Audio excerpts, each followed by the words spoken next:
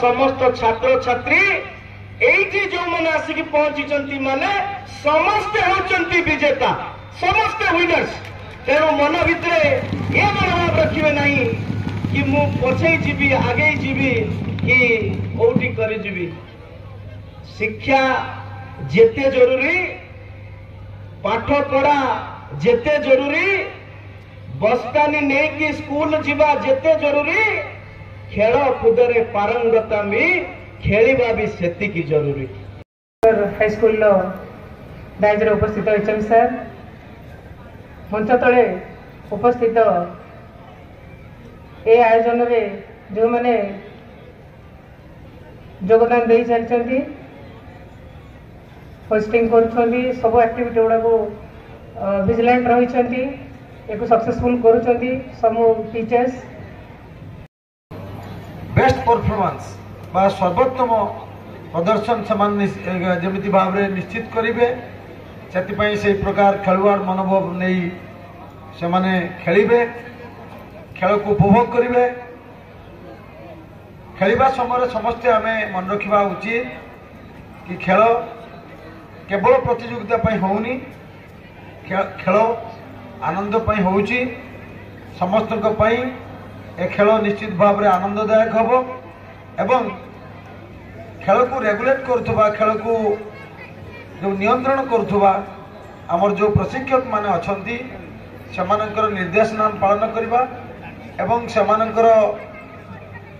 श्रृंखला जहाँ जाहिर कर मानिबा। ये आसी माने वर्षा मेघ ढांकी देछि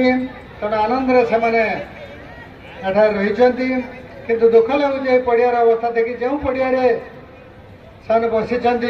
केवल गात खाल क्षमा हो धान कियारी भाई रखा एभली आम गोटे स्थान रहीचु जो पड़िया कि आमर जिलापाल तरफ इलेक्शन रिसीविंग डिस्पर्सल सेंटर सबकि कार्यक्रम होन्य मीटिंग हो राजनीतिक दलर समस्त कर्मकर्ता कार्यक्रम ये अबाध अनुष्ठित होती प्रतिदिन हजार हजार संख्यार सकाल खेल शिक्षक बाहानगर ब्लॉक अन्य शिक्षक शिक्षयित्री बंधु बांधवी block electronics and print media बंधुगण शिक्षा आउ खेल अंगांगी भाव जड़ित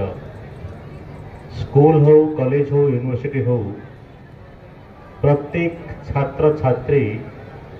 तांका दैनंदिन जीवन रे किसी ना किसी खेल खेलवा उचित जो थे आम आमर पारदर्शिता लाभ करिपारिबा। आज वातावरण जेते खुशी आनी देउची मते व्यक्तिगत भाव से दुख भी आनी देउची। दुख कारण खेल गोटे डिसिप्लिन को बुझाए, श्रृंखलित श्रृंखला श्रृंखलित रहिबा